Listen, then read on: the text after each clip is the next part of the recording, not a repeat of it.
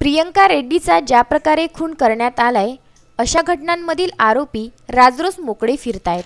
जोपर्यंत गुन्हेगारांना योग्य शिक्षा होणार नाही तोपर्यंत या गोष्टींवर वचक राहणार नाही। प्रियंका रेड्डी प्रकरणात गुन्हेगारांना तात्काळ फाशीची शिक्षा देण्यात यावी अशी मागणी नारी सुरक्षा मंच व मित्र परिवार यांनी जिल्हाधिकाऱ्यांमार्फत राष्ट्रपतींकडे केली।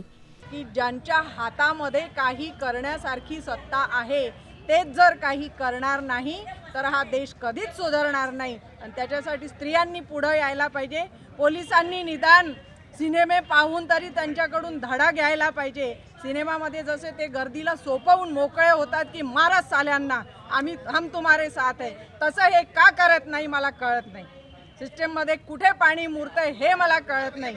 तर याच्यासाठी काय करायला पाहिजे हे आपण सगळ्यांनी मिळून ठरवा आणि लवकरात लवकर काय करता येईल, नाही तर आपण सगळे तिथे जाऊन आपण त्यांना पनिशमेंट करायला पाहिजे। इन जघन्य अपराधों को रोकने के लिए कहीं ना कहीं हमारी कानून व्यवस्था कहीं ना कहीं लचर है, कहीं ना कहीं खराब है कि जिसके कारण ऐसे दुश्मनों का ऐसे हैवानियों तो कि जो आचरण है वो बढ़ते जा रहा है और इनको कहीं ना कहीं रुकाने के लिए हमारे कानून में सख्त कदम उठाने चाहिए और ऐसे आरोपियों के खिलाफ खुले मंच पर इनके आरोप सिद्ध करने चाहिए और त्वरित फास्ट ट्रैक कोर्ट के हिसाब से इनको सज़ा देनी चाहिए। सज़ा भी देने के लिए सार्वजनिक जगह पर जब तक हम लोग इनको सज़ा नहीं देंगे तो ऐसे गुनाह करने वालों के ऊपर में हम लोग बंदिशें नहीं ला सकते।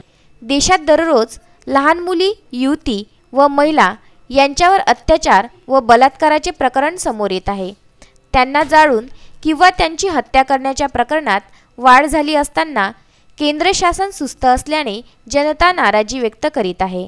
याबाबत केंद्र सरकारने योग्य निर्णय घेऊन गुन्हेगारांना फाशी देण्यात यावी अशी मागणी नागरिकांनी केली।